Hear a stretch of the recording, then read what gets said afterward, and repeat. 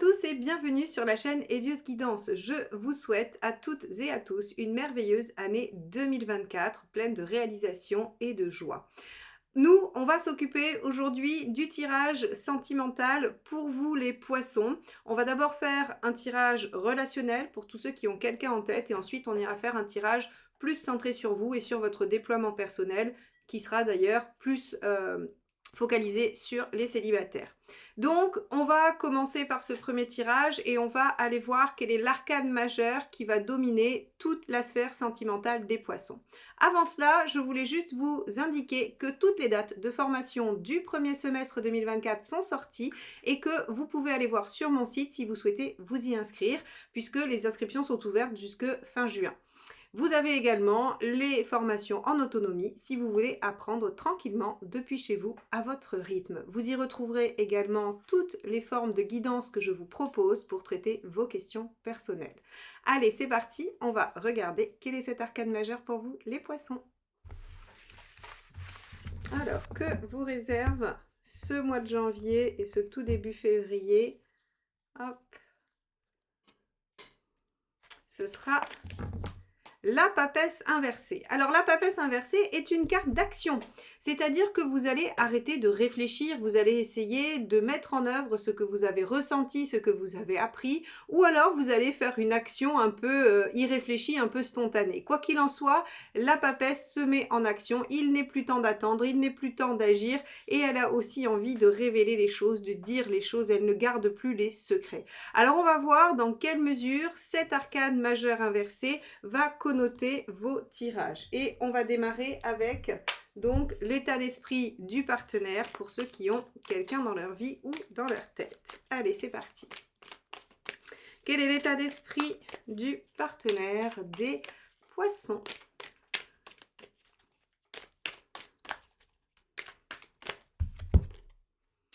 Reine de coupe. Alors, vous avez un ou une partenaire qui semble décider à construire, à sécuriser les choses au niveau affectif. Une ou un partenaire qui veut déployer les choses, être dans la continuité, être dans l'installation, dans la concrétisation également. On a aussi avec la reine de coupe de l'écoute, de la bienveillance, de la douceur, de l'écoute attentive, une bonne oreille attentive si vous avez des soucis. En tout cas, on a quelqu'un ici de très très doux dans l'affect, dans l'émotionnel et dans la stabilité et la fiabilité affective. Bon, ça c'est plutôt bon signe dans une relation. On va regarder vous, quel est votre état d'esprit ?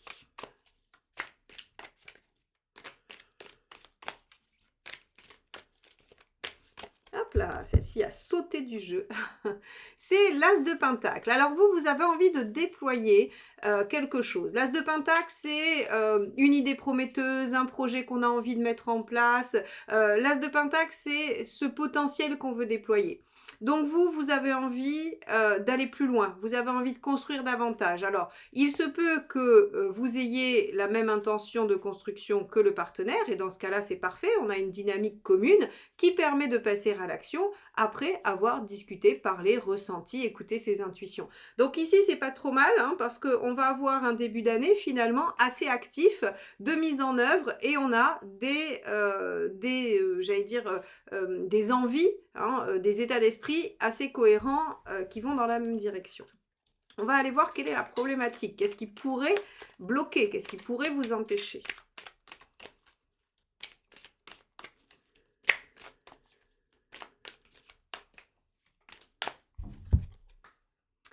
Le soleil. Alors, le manque de visibilité, puisque le soleil en négatif, quand c'est un problème, c'est qu'on n'y voit pas bien clair, ou alors on est trop ambitieux aussi, c'est-à-dire qu'on veut aller bien plus loin que ce qu'on peut faire, que ce qu'on peut réaliser. Donc ici, avec un soleil en négatif, en problématique, on va axer sur deux choses. Donc, soit vous avez envie d'une réalisation trop importante par rapport à vos capacités ou aux capacités du partenaire ou à ce qui existe aujourd'hui par rapport à ce que vous avez dans les mains dans cette relation, ou bien vous manquez de visibilité. Il y a des éléments qui vous échappent, ils sont hors de votre contrôle, c'est pas vous qui maîtrisez. On va prendre un exemple, vous habitez à une distance très éloignée l'un de l'autre, il y en a un des deux qui a demandé une mutation, mais maintenant que la demande est faite, eh bien ce n'est plus entre vos mains, vous manquez de visibilité quant à l'acceptation de cette mutation, par exemple. Hein, on va avoir tout ce type de problèmes-là qui vont venir s'opposer au projet que vous pouvez mettre en œuvre ensemble. Bon, on va regarder ce qui aide, ce qui va vous aider, ce qu'il faut favoriser pour déjouer ce soleil en problématique. Alors, on a le 7 d'épée. Alors, il faut continuer à explorer toutes les possibilités. Le 7 d'épée, c'est vraiment toujours pareil. Hein, les As, les 7, les Valets sont des cartes de potentiel qu'il faut explorer, qu'il faut déployer. Ça ne se fait pas tout seul avec ces cartes-là. Et le 7 d'épée, c'est les idées, les différentes idées, les différentes possibilités. Il faut étudier vos options. Et surtout, il ne faut pas forcément en parler. Le 7 d'épée a un côté discret aussi. Vous gardez ça en tête. C'est pour vous. Il y a, alors c'est assez intéressant parce qu'on a une papesse inversée qui, elle, ne garde pas les secrets par contre. Elle est en difficulté pour le faire. Donc attention, on vous dit, il serait plus judicieux de garder les choses pour vous, de continuer à y réfléchir tant que les choses ne sont pas encore tout à fait limpides. Ok, alors on va aller regarder ce qu'il vaut mieux éviter de faire. Déjà, on a quelques indices, hein, mais on va voir si on a d'autres conseils. Allez, donc les poissons, ce qu'il vaut mieux éviter de faire pour que cette relation évolue favorablement. Le 2 de coupe. Alors, en négatif, le 2 de coupe, c'est les disputes, les désaccords, la mésentente, le déséquilibre. Donc, effectivement, pas la peine de se disputer, pas la peine de mettre les choses, voilà, de les rendre compliquées, finalement. On vous dit, le 2 de coupe en négatif, eh bien, ce n'est pas le bon plan. Donc, pas de dispute, pas de déséquilibre. Il ne faut pas qu'il y en ait un qui fasse plus que l'autre.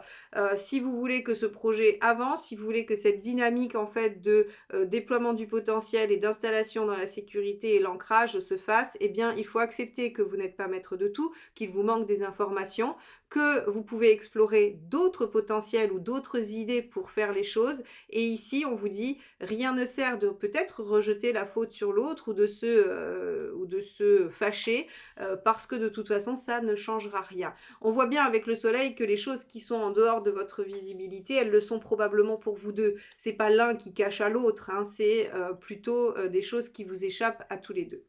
Alors, on va regarder, on va aller confirmer ça avec les intentions respectives. Donc, on va regarder celle du partenaire. Intention du partenaire, poisson. Hop. La grande prêtresse. Alors, on a donc, c'est la même que celle-ci, hein, mais en rider.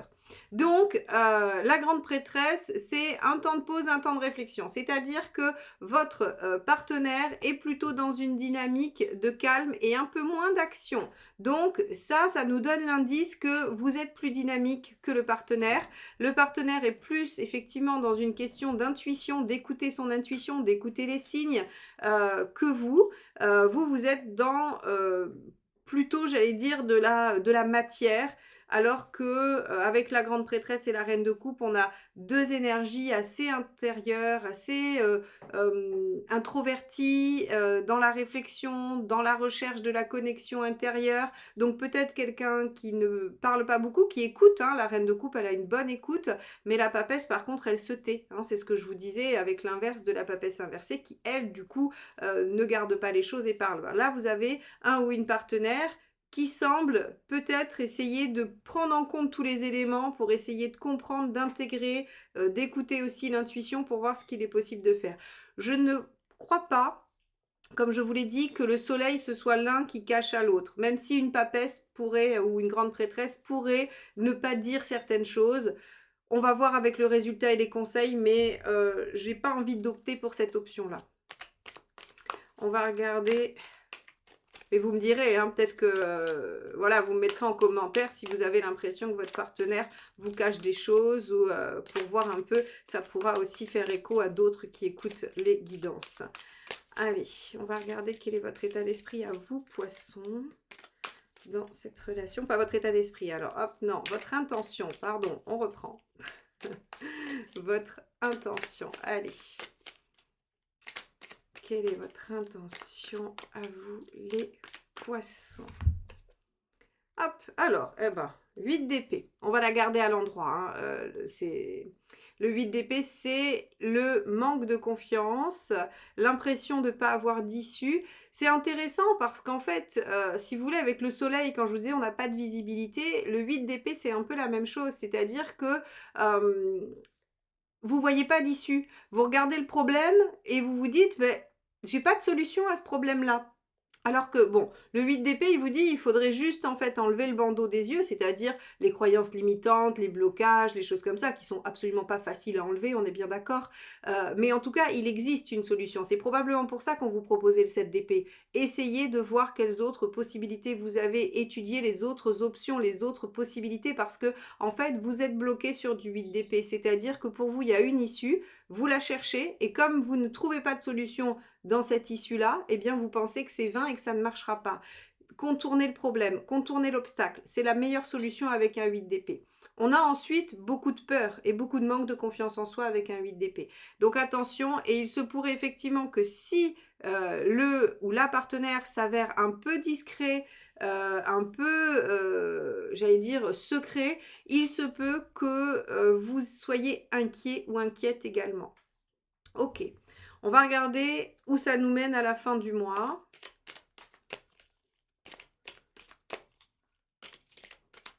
Allez, l'issue probable pour les poissons à la fin de la période. Roi de bâton. Bon, déjà, roi de bâton, concrétisation, aboutissement. On a quelque chose qui s'installe, qui s'impose, qui est quand même établi. On a une meilleure confiance parce que le roi de bâton aussi, il y a une certaine consistance dans son action ou dans ce qu'il est ou dans ce qu'il ressent. Donc avec un roi de bâton, on est plutôt pas mal sur la fin du mois. Ça veut dire que on a atteint un stade supérieur, on a évolué, même si tout n'est pas résolu, même si tout n'est pas encore bien réglé parce qu'il y a encore des zones d'ombre. Avec un roi de bâton, on est quand même dans la bonne direction et surtout le roi de bâton, il a toutes les compétences pour solutionner les problématiques. C'est quelqu'un qui a assez d'énergie, assez de fougue, assez de charisme aussi pour aller dialoguer et pour obtenir les choses. Donc là, pour moi, c'est une fin positive. Alors, on va regarder les 3 conseils que le tarot vous donne dans cette relation. Allez.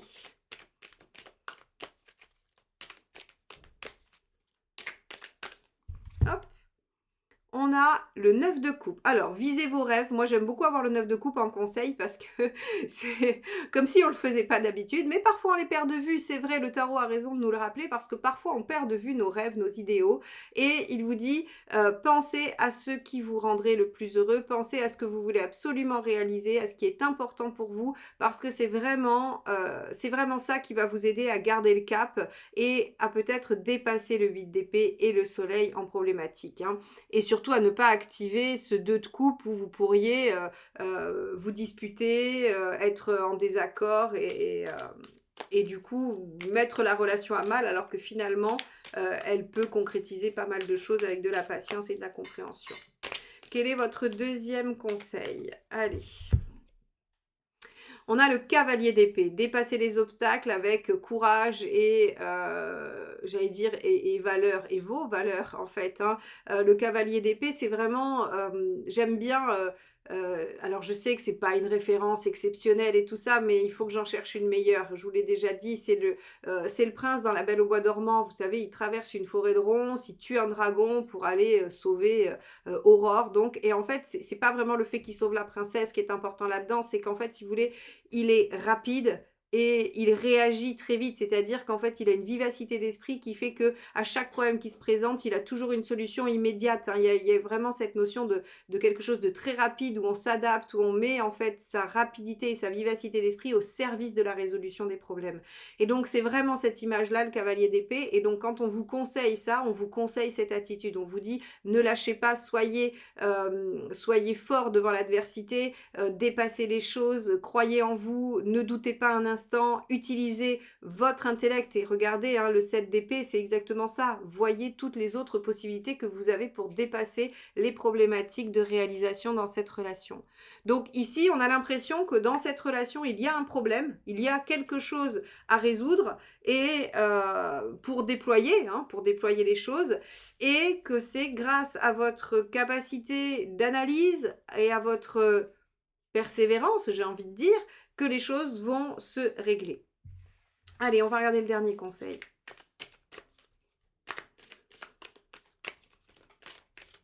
Allez, dernier conseil pour vous les poissons dans cette relation. On a l'ermite. Alors, avec l'ermite, pareil, prenez le temps de réfléchir, faites le bilan, utilisez votre expérience aussi. L'ermite, c'est celui qui a de l'expérience, il a fait des choses et de ces choses, il en a tiré des leçons. Ça aussi, c'est très, très important. Donc ici, avec l'ermite, on vous dit, prenez votre temps pour réfléchir et servez-vous de ce que vous avez déjà mis en œuvre pour trouver des nouvelles solutions à ces problèmes qui se présentent à vous aujourd'hui. Vous avez déjà fait face à quelque chose peut-être de similaire ou qui ressemble un peu et vous allez pouvoir trouver des solutions dans votre passé, dans votre expérience. Ok les poissons, pour le tirage relationnel, des problématiques à dépasser, mais vous pouvez le faire avec un beau roi de bâton en sortie de tirage hein, qui nous indique vraiment que les choses vont se régler grâce à votre ferveur, à votre enthousiasme, à votre capacité à prendre les choses en main et avec votre intellect aussi qui sera mis, j'allais dire, au service de ces résolutions. L'intuition, ce sera, alors qui est normalement quand même votre domaine à vous, sera un peu empiété par le partenaire ou la partenaire qui, pour le coup, en reine de coupe et en grande prêtresse, sera dans l'introspection, dans la réflexion et dans le fait d'essayer de sentir j'allais dire les vibrations ou en tout cas de sentir quelque chose au niveau intuitif. Voilà ce que je peux vous dire les poissons. On va passer au tirage de vie émotionnelle pour les célibataires ou toutes les personnes qui ont en fait entamé un travail sur cette thématique du relationnel et de l'affectif. Alors pour ce faire, on va utiliser le tarot de la bienveillance, qui est un magnifique tarot que j'aime beaucoup, que j'ai déjà utilisé sur cette chaîne. Allez, les célibataires ou toute personne en travail personnel sur cette thématique. Quel est votre état d'esprit pour cette période de début d'année, les poissons? Le 4 d'épée. Alors, le 4 d'épée pourrait vouloir dire que vous avez envie de vous laisser tranquille, de vous reposer, de faire une pause, une trêve dans cette thématique, en tout cas dans la thématique relationnelle et affective. Vous avez peut-être besoin soit de réfléchir à ce que vous voulez vraiment, soit de réfléchir à la meilleure stratégie pour vous, ou bien juste de vous reposer parce que vous avez déjà traversé quelque chose sur cette fin d'année 2023 qui vous a éprouvé et vous avez envie de faire une pause avec cette thématique. Bon, on va regarder ça de plus près. Qu'est-ce que vous voulez vraiment au travers de cette pause? On va regarder ça.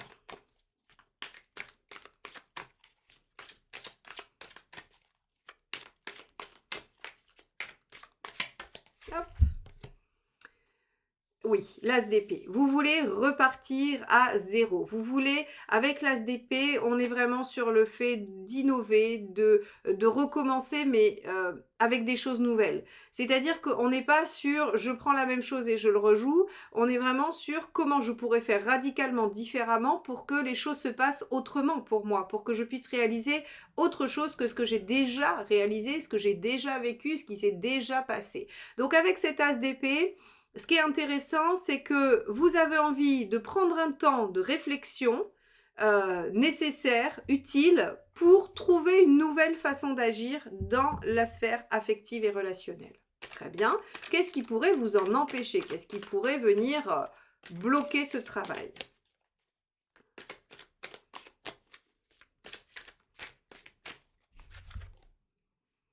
Le 3 de denier, c'est que ce soit trop lent, que vous ne voyez pas tout de suite comment agir, comment faire, que ça ne produise pas d'effet non plus. Hein. Vous pourriez avoir aussi cette notion de vous dire, bah, je change des choses et pour autant, je vois pas ce qui change, j'arrive pas à voir en fait les résultats des efforts que je fais. Alors, c'est assez intéressant parce qu'on est avec une papesse inversée et je vous ai dit au début, soit vous vous mettez en action parce que vous avez longtemps réfléchi, soit il y a une action un petit peu spontanée, un peu irréfléchie. C'est les deux, hein. C'est soit on a trop réfléchi, soit on n'a pas assez réfléchi, mais en tout cas, il n'y a pas n'y a pas d'autre voie que ces deux-là. Et avec un 3 de denier ici, j'ai envie de vous dire, bah, soit vous voyez pas les résultats parce que vous êtes toujours en phase de réflexion et que vous n'amorcez pas ce que vous souhaitez, soit vous ne voyez pas de résultats parce qu'en fait vous avez agi trop vite, vous avez directement mis en place l'as d'épée au lieu d'établir vraiment une stratégie pendant la pause que vous avez faite précédemment. Vous voyez? Donc, est-ce que vous avez mis ce 4 d'épée, ce 4 d'air à profit ou non? Est-ce que vous allez le mettre à profit sur ce mois de janvier? C'est à vous de voir. En tout cas, sachez qu'une action trop spontanée, trop sans réflexion finalement ne sera pas porteuse et une action qui ne vient jamais parce que vous êtes dans la réflexion de la stratégie ne portera pas non plus ses fruits. Alors, on va regarder, je vais essayer d'appuyer mon propos, de le confirmer ou non avec la carte du conseil.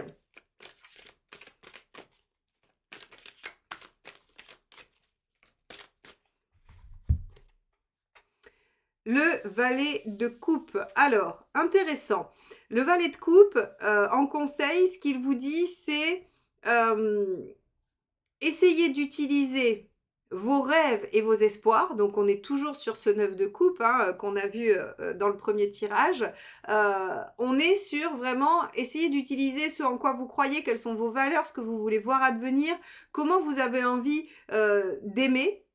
Soit la personne avec qui vous voulez être, soit vous aimez votre célibat, peu importe. Hein. En tout cas, c'est vraiment l'affect, c'est ce qui germe en soi, le valet de coupe.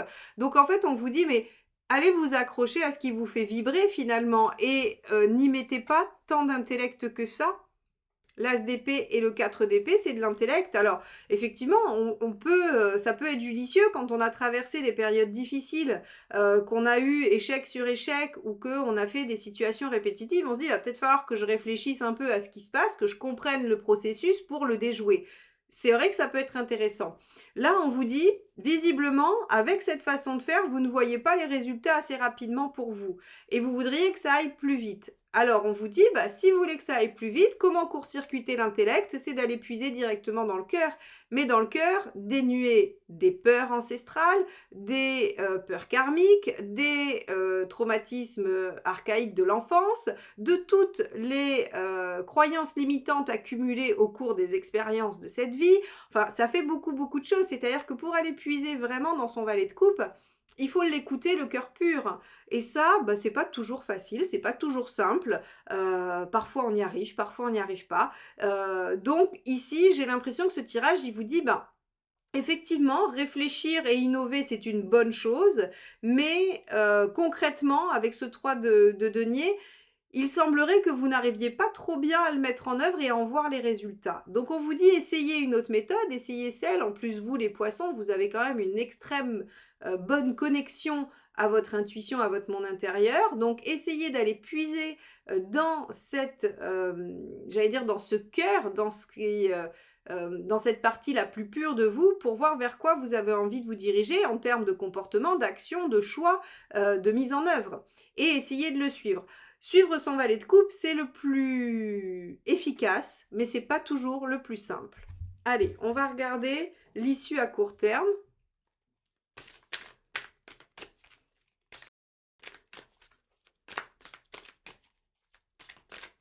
Allez, on va regarder ça. Quelle est l'issue à court terme pour les poissons? 3 de bâton. Alors, 3 de bâton, c'est pas mal parce que déjà on avance un peu, hein, il y a quand même des choses qui s'amorcent. Et puis en plus, ça vous permet de vous projeter dans l'avenir. Ça vous permet de visualiser les choses à un peu plus long terme. Le 3 de bâton, c'est ok, je sais ce que je veux pour après, je sais ce que je veux pour plus tard et je sais ce que je veux pas. Donc ça, c'est assez intéressant. C'est-à-dire que vous allez probablement réussir à lire dans votre valet de coupe, vous allez réussir à lire dans votre intérieur pour savoir exactement ce que vous voulez et ce que vous ne voulez plus. Alors, l'issue à plus long terme.